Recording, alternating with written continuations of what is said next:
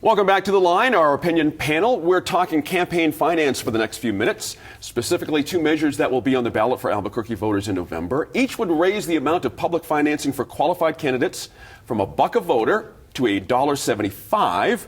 One of those proposals would also create what's called democracy dollars. That's the name for $25 vouchers that registered voters, as well as some others, we'll get to that, would get to donate to a publicly financed candidate. And Dan, this bugs you.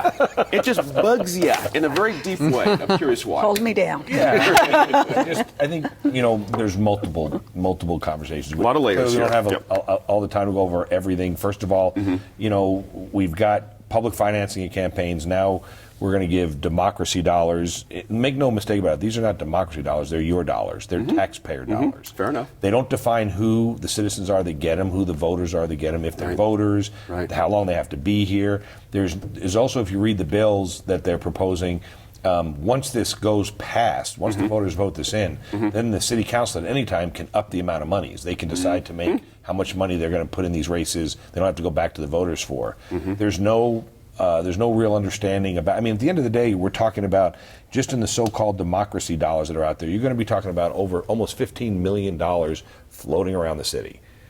Just floating around the city for people to go gobble up and use how they choose it to be used. So I think it's not very well thought out. I think it's interesting that the folks that are promoting this are really good at keeping it on the QT. This has really been, where are the debates about this? Where are the people that are out there saying, we talked about sick leave, we had public debates about it, we had editorials from all types of people. This is just one of those things that kind of is generating and going through the deal there, and I just think there's a million questions and no answers. Interesting point there. Michael Barrio, that's a pretty scathing indictment there of the democracy dollar. What is your rebuttal, sir? My rebuttal, Dan. Will it be a rebuttal? I'm generally in favor of, I like the idea of democracy dollars. I like the idea of attempting to take big money out of elections. I think that we know that precludes a lot of things from happening. Is the money too big for our mayoral races for your comfort? Is that what you're saying? It's No, I wouldn't. I don't think I have an opinion exactly on that. I would say that because the idea of running on $380,000, but you're not taking big money out of the elections, right? Right. Because people get the democracy dollars are the people who choose to take public finance. That's right. But we're going to give all these dollars as if everybody's in the race. That's right. So now, if I choose to not take public financing, then I don't have any access to these democracy dollars. So all the people that got these dollars, they got nothing to do with them if they're supporting me. I guess they can figure out what to do with them. Are they for sale? Are they going to give them to somebody? I don't know. Janice, your thought on that? The for sale? This really boils down to ballot access, and we could actually solve this. And one of the ways that we solve it is we retool our public financing. The truth is if you're running for mayor, you have to have 3,080 $5 donations. You want to talk about ballot access? Who puts those programs together? And it is seasoned consultants who run people out there. So to say that just Joe Blow can run because of those dollars, that is not true. And so in democracy dollars, geez. So if we limit it, thankfully, limit it only to the mayoral race, again, how many vouchers? Do you get only one? Do you get four? Are we going to expand it to the city council races? But at the end of the day, even with our current public financing, we still have a little bit of money in the kitty, but I'm not so sure after the next election that we will have that. And so we have no analysis.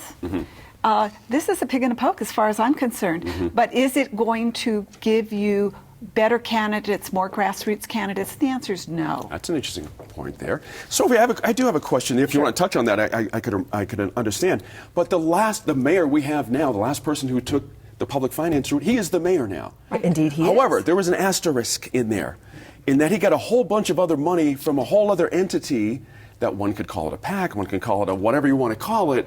But there was a ton of money that came in through the side door as well as these, public financing. So what do we do about that? It just seems I think that's one of the things that, in my mind, is particularly concerning, because I think this is an attempt. It is an attempt to re-inject the voice of the general public into especially the primary and pre-election, Right. the process, to give people an opportunity to sort of invest, even if it's the taxpayers' money, in candidates. Certainly, one of the discussions that's been held for some time about public financing, one of the challenges is, when you give somebody $5, it's not necessarily, so that's one of the qualifying donations, that's not necessarily $5 and I commit, definitely I'm going to vote. And so, does the $25 commitment, even if it's not really your money, get you more engaged? Do you become a more active participant in the process? So there's the two sides. It's the money getting to the candidate, but there's also this concern that if funding isn't done correctly, it disenfranchises or disengages voters. And so it's an experiment. I think it's an experiment still in Seattle, where it's been going on. But Well, there's a learning curve. Exactly. But I do think, to your initial question, I do think this issue of outside money is one that's still of great concern. It is just because your candidate got to take advantage of it doesn't make it an awesome thing.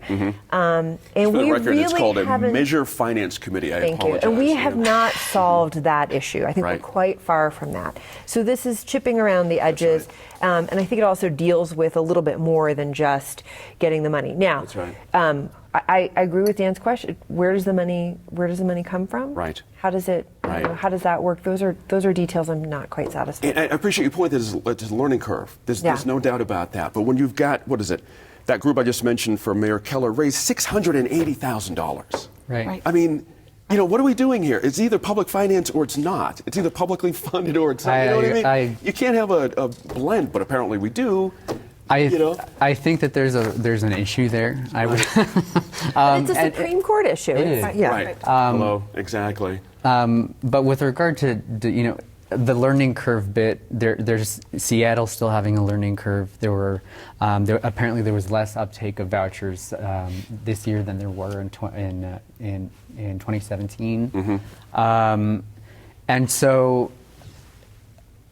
To me, though, those kinds of things are not enough of a reason to not explore innovative ideas for trying to take giant PAC money out of elections and making campaign contributions more accessible. Especially to when more the last public financing deal, we have a mayor that got elected and raised more PAC money, dark money than anybody else has done. I think, the thing that I'm worried about with this is that at the end of the day, and this is from someone who's been in the political world, this is really just more ways to hire consultants and distance people from the process. I mean, this is just going to now, instead of going out, when I first ran for office, it was me and a friend and my wife sitting around the kitchen table and going out and getting kids and people that worked, that I knew to go out. You start putting this kind of money in these races, that's done. You're now hiring nonprofits, you're hiring individuals, you're hiring companies. They're taking this thing, and I think that's the biggest disenfranchisement that we got in our election process. Is everything is now being done by people who fly in. All they do is consult on elections, and we've lost the ability to get out there and shake hands and knock doors. I mean, I remember literally when I first ran for office, I spent 4 and 5 hours a day going door to door and getting told everything you could think of and being called every name and making friends. And I think you start putting this kind of money in there, it becomes more of a mail campaign, an advertising campaign, billboard campaign, becomes more of forums and less interaction with the people. Janice, I want to circle back to something, and I know you have a different point, but something interesting you just said there. In fact, you're right. It does take a machine to go get those $5 donations to that amount. Yeah, it does. And the proof is in the pudding that only one candidate even attempted it. Yeah. It seems to me that's the problem right there. Something's not quite working there. I'm saying, and it is our structure of publicly financed elections, but there is another side to this. So the backside that is accountable to the people, the accounting part, the open and honest ethics board, is absolutely dysfunctional. And so if you add this on top of it, hey, just throw it all up in the air because it will just be the PACs. And I want to go back to another point about the PACs. Please go look at what we're calling PACs. I know everybody thinks it's Xerox or it is Chevron. That is not the PACs that is putting money in this state. It is non-profit 501c4 PACs that are not corporations. They are advocacy. That's right. And they are putting in a ton of money. And that's exactly who I believe. Dan is right. They're going to come in. They're going to see these $25 things, and it looks like a payday. You know, we've experimented with PRC and judges and all this Yeah. kind of thing. It just seems like we're getting there. It just is not quite It's not there yet. buttoned there yet. Right. The group is back to talk about the governor's plan to make state colleges and universities free to most New Mexicans. In a moment, we sit down with 3 middle and high school students who plan to be a part of the global climate strike.